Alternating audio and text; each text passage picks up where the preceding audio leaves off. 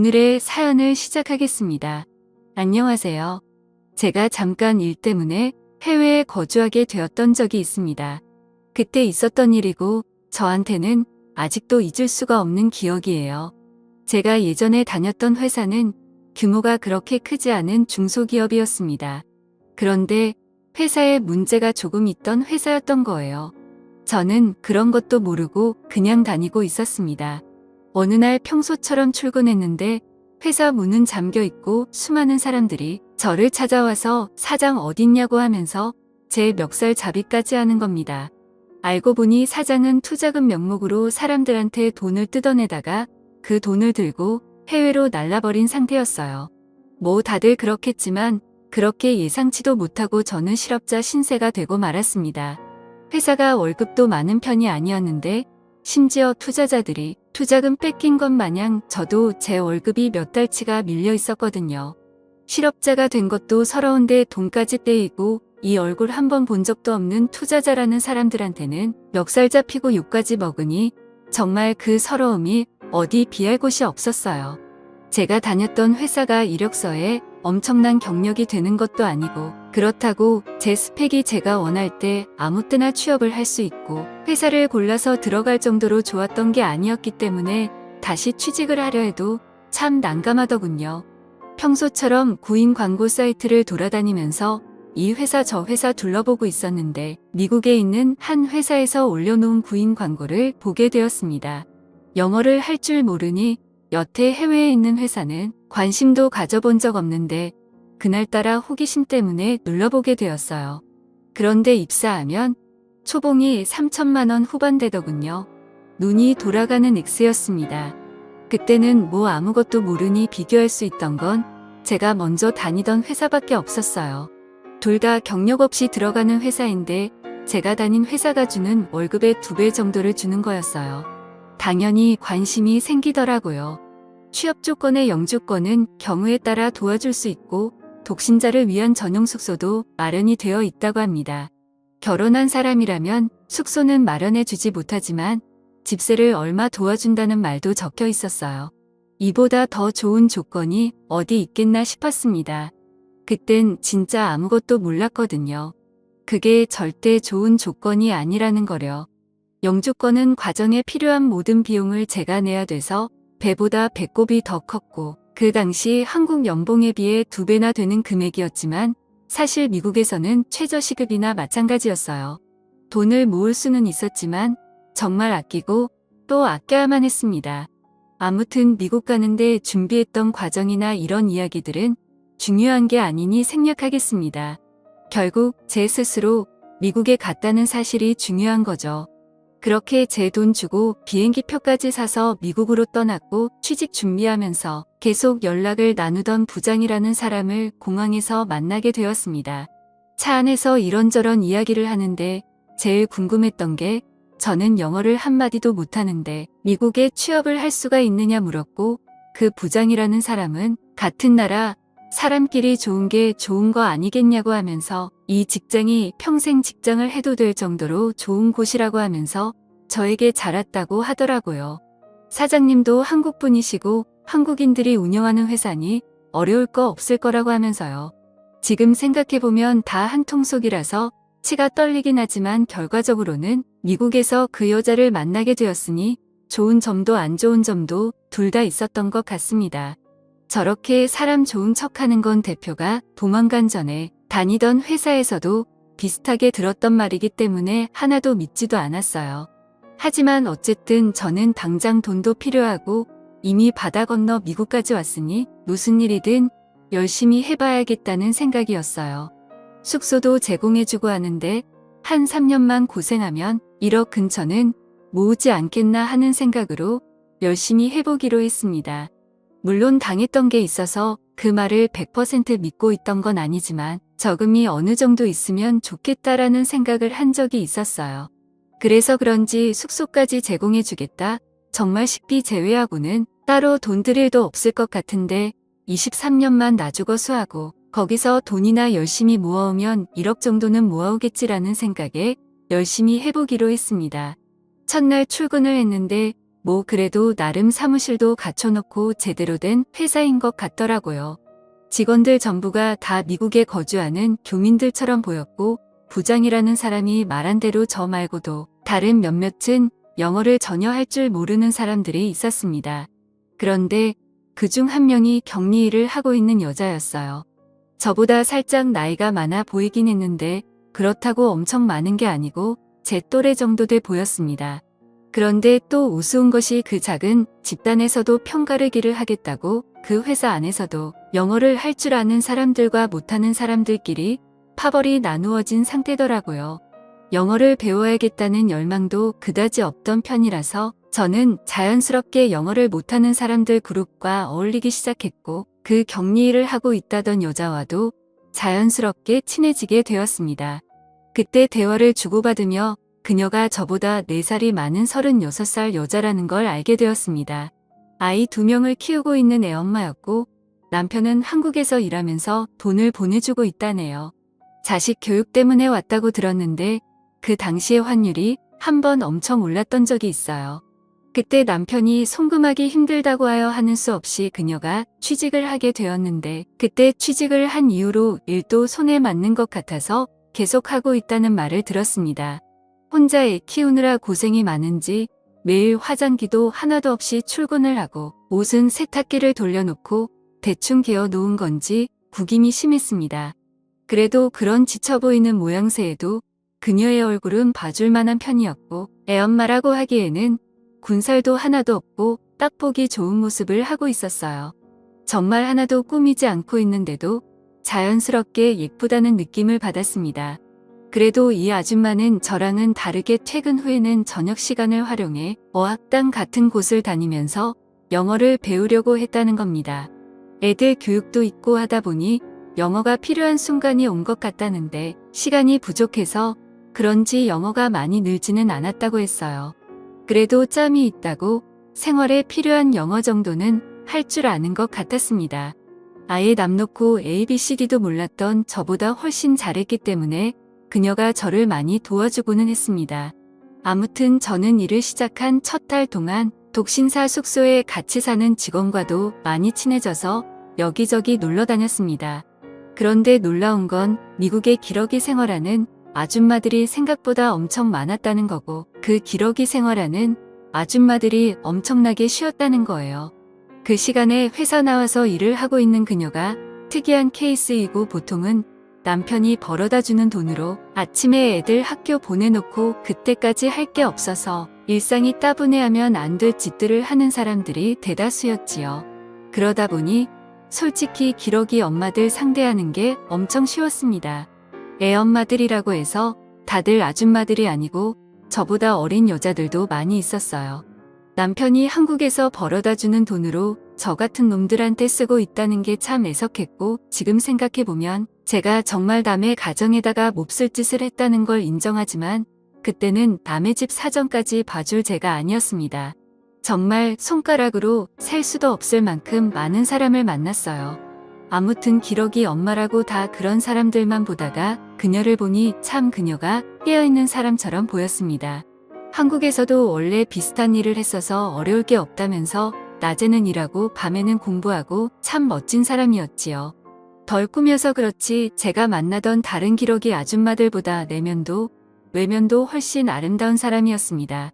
그래서 언젠가부터 저도 모르게 그녀에게 호감을 갖기 시작했습니다. 그러던 어느 날이었습니다. 그녀가 저에게 혹시 손재주가 좋으냐고 물어보더라고요. 무슨 일인가 물어보니 집에 싱크대가 막혔는데 혹시 손재주가 좋으면 부탁 좀 하고 싶다고 하더라고요. 업체를 부르면 되지 않냐고 했더니 미국은 또 그런 업체에 사람을 부르는 게 엄청 비싸다고 하네요. 그래서 부담스럽다고 알아보니까 할 줄 아는 사람들은 사람을 안 부르고 한다던데 해서 혹시 제가 할 줄 아는지 물어본 거라네요. 저도 나름 오랜 자취 경력이 있는 데다가 군대 있을 때 작업이라면 1순위로 호출될 정도로 손재주가 좋았기 때문에 알겠다고 하고 퇴근하고 그녀와 함께 그녀의 집으로 향했습니다. 처음에는 정말 100원까지 건드려야 하나 싶어서 그냥 뚜러펑 가지고 어떻게 해보려고 쑤셔봤는데 하수구 물이 막힌 배수관을 타고 역류를 해버렸어요. 시꺼먼 물이 마구 치솟아 올라오는데 그 비릿하고 썩은 육한내가 아직도 잊혀지지가 않네요. 아래를 열어서 보니 파이프가 분리하기 쉽게 되어 있어서 파이프를 떼서 막힌 안쪽을 뚫으니 생각보다 쉽게 끝나버렸어요. 튀김을 하고 기름을 그냥 배수구에 부어버린 게 문제가 된 것 같더라고요. 그래도 일이 쉽게 해결돼서 다행이었습니다. 아무튼 작업을 하다가 더러운 물이 몸에 튀고 했기 때문에 그대로 집에 돌아가기는 조금 그렇더라고요. 그래서 그녀한테 미안하지만 씻고 갈 수 있겠냐고 물어봤습니다. 그녀도 당연히 그렇게 하라면서 흔쾌히 허락을 해줬고요. 저녁을 준비해 줄 테니 아예 식사까지 하고 가라고 저를 배려해 주더라고요.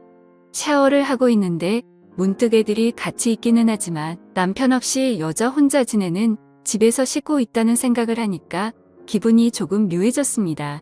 여태껏 동네에 있는 다른 기러기 엄마들을 상대할 때랑은 전혀 다른 기분이었어요. 다른 기러기 엄마들을 만날 때는 서로가 같은 목적을 가지고 만난 것인데 이 여자는 다른 이유 때문에 저를 집에 불렀던 거잖아요. 저도 그때쯤 그냥 하루만 만나는 짧은 인연이 필요한 게 아니라 정신적으로 공감대를 공유하는 그런 연애에 목이 마르던 시기였거든요. 연애한 지도 오래되기도 했었고 말이죠. 애초에 그녀에게 호감도 가지고 있었고 저도 에라 모르겠다 하는 심정으로 한번 그녀에게 작업을 걸어보기로 했습니다. 그래서 일부러 씻으면서 티셔츠를 비누로 같이 세탁을 해버렸어요. 음식물이 묻어서 그랬다고 대충 둘러대면 되었으니까요. 제가 다른 건 몰라도 팔뚝 하나만큼은 자신이 있어서 그걸 보여줘 보려는 생각이었습니다. 다른 건 몰라도 일단 기러기 아줌마들의 특징이 남편과 떨어져 지내면서 많이 외로움을 타는 습성을 알고 있기 때문이었지요. 아무튼 그렇게 나오니까 식탁에는 식사가 다 차려져 있었어요.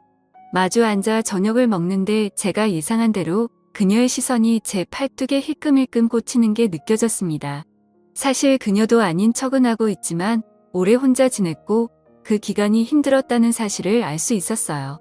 업자를 부르면 비용이 비싼 건 인정하지만 굳이 다른 사람이 아니라 저를 부른 이유도 대충 이유를 알겠더군요. 아무튼 아줌마 혼자 애 키우면서 살아가다 보니 지치기도 했고 응당 남편이 해줘야 할 집안일을 대신 도와주는 제가 생겼으니 그런 것도 좋았나 봅니다. 틈만 나면 저한테 사소한 거 도와달라고 해놓고는 저녁 먹고 가라는 게 일이었습니다. 처음에야 100원 뚫어주는 게 큰일이긴 하지만 이후에는 전구 좀 갈아달라부터 TV가 안 나온다고 해서 가보니 코드가 안 꽂혀 있을 때도 있었고 리모컨에 건전지도 안 끼고 뭐가 안 된다고 하는 일도 있었어요. 아예 나중에는 도와달라고 할 만한 게 없으니 독신자 숙소에서 밥을 챙겨 먹어봐야 얼마나 잘 챙겨 먹겠냐고 하면서 밥 한 그릇만 더 뜨면 되니까 시간 되면 아예 집에서 저녁을 먹고 돌아가라고까지 하더라고요. 그러던 어느 날이었는데 그녀가 이번에도 저보고 저녁을 먹으러 오라는 겁니다. 그런데 평소랑은 약간 달랐어요. 제 눈을 도무지 마주치지 못하더라고요. 그러면서 굳이 그녀의 아이들이 학교에서 2박 3일간 캠프를 가게 되었다며 혼자 밥 먹기 그래서 그런데 같이 먹을 사람이 있으면 좋겠다고 하더라고요. 저도 눈치가 아예 없는 사람은 아닌지라 그녀가 무슨 말을 하는지 단번에 눈치를 챘습니다. 여자가 먼저 그렇게 저에게 신호를 보내줬는데 눈치를 못 채주면 예의가 아니라고 생각했습니다. 그래서 그날은 그녀의 집에 출발하기 전에 아끼는 향수도 구석구석 뿌리고 출발했습니다. 아니나 다를까 그녀가 차려놓은 식탁은 평소에 차려주던 밥과 밑반찬이 아니고 차림에 제법 신경을 썼더라고요. 테이블 한가운데는 와인도 한 병 준비가 되어 있었습니다. 저도 그녀를 가정이 있는 사람이기 이전에 회사에서는 의지가 되는 직장 동료이고 제가 쉽게 생각하고 하루살이 인연을 보내고 있는 다른 여자들과는 다르게 한 명의 이성으로서 접근했던 여자였기에 저도 긴장이 다 되더라고요. 그녀는 당연히 이런 식의 만남이 처음이었는지 말도 제대로 못하고 벌벌 떨고 있는 게 눈에 보였고요. 술이 한두 잔 들어가면 분위기가 타오를 줄 알았는데 그게 아니었네요. 그녀가 생각보다 술이 많이 약했던 거예요. 술이 입에 들어가니 그녀가 그동안에는 한 번도 내색하지 않고 해준 적 없는 이야기를 해왔습니다. 자식들 때문에 미국에 와 있기는 하지만 자기는 다른 여자들처럼 형편이 넉넉하지가 않다고요. 남편도 돈을 그렇게 잘 버는 편이 아니라서 사실 지금도 남편이 보내주는 돈에 자기가 일을 해서 번 돈까지 다 합쳐야 생활비가 충당이 된다고 하는 겁니다. 퇴근할 때까지 옆집 노부부가 애를 봐주고 있는데 그 돈을 주는 것만 해도 허리가 휘일 지경이라고 하면서 신세한탄을 하기 시작했어요. 너무 힘들어서 다 포기하고 한국으로 돌아가고 싶은데 아이들이 영어 한마디 하는 거 들을 때마다 그걸 보고 참고 살고 있다고. 그런데 요즘 들어서 너무 힘들다고 하면서 울먹이기 시작하더라고요. 눈물을 펑펑 흘리며 울고 있는 그녀를 보니 마음이 안쓰러워서 그녀의 옆으로 가서 그녀를 달래줬습니다. 그녀도 오늘 저와의 시간을 기대한 건지 가까이 가서 보니 퇴근한 이후인데도 회사에선 하지도 않았던 옅은 화장을 하고 향수도 은은한 거를 뿌려 놓았더라고요. 그렇게 저희는 사랑을 확인하게 되었고 그날을 전후로 해서 우리 둘의 사이는 급속도로 가까워지게 되었습니다. 그녀도 저를 더 위치하게 되었고 얼마 안 있어서 저는 독신자 숙소를 나와서 그녀의 집에서 함께 지내게 되었습니다. 그녀의 남편에게는 미국에서 생활비가 모자라서 직장 동료인 저에게 월세를 일부 받으며 같이 지내게 되었다는 이야기를 해줬습니다. 그녀의 남편이 그래도 남자가 같이 사는 건 조금 그렇지 않냐고 부담스러워했지만 그녀가 돈이 모자라서 그러는데 어떻게 아냐고 지금 나 의심하는 거냐고 하면서 강하게 나가니 남편도 더 캐묻지는 못하더라고요. 나중에 가서는 아이들도 아버지의 자리가 필요했는지 저를 삼촌이라고 부르면서 잘 따라줬습니다. 그렇게 그녀하고는 제가 목표한 3년을 채울 때까지 거의 부부나 다름없이 함께 살았어요. 사실 그녀와의 추억은 정말 잊을 수 없는 아름다운 추억입니다. 그때는 그녀가 남편이 있는 걸 알면서도 연애를 시작했고 저는 그동안 그 사실을 망각할 만큼 진심으로 그녀를 사랑했었거든요. 부부처럼 다투기도 많이 다퉜지만 서로 많이 아껴줬습니다. 제가 한국에 돌아갈 때가 되면서 그녀는 결국 제가 아닌 한국에 있는 남편을 택했지만요. 저도 그때서야 제가 큰 잘못을 저질렀다는 걸 깨달았습니다. 한국에서 열심히 돈을 벌고 있는 그 남편에게 말이죠.